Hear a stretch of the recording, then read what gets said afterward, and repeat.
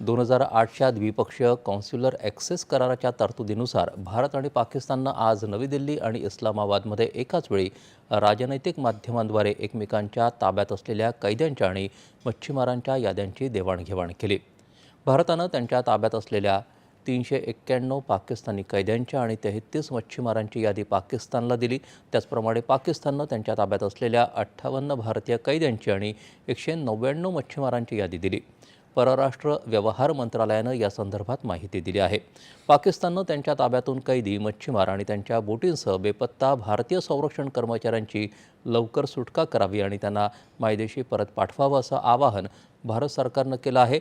तसंच शिक्षा पूर्ण केलेल्या 167 भारतीय मच्छीमार आणि कैद्यांची सुटका आणि मायदेशी परत पाठवण्याचं काम जलद गतीनं करावं असंही भारतानं पाकिस्तानला सांगितलं आहे। भारतीय कैदी आणि मच्छीमारांची सुटका करून त्यांना भारतात परत पाठवलं जाईपर्यंत त्यांची सुरक्षा सुनिश्चित करण्यासही भारतानं पाकिस्तानला सांगितलं आहे।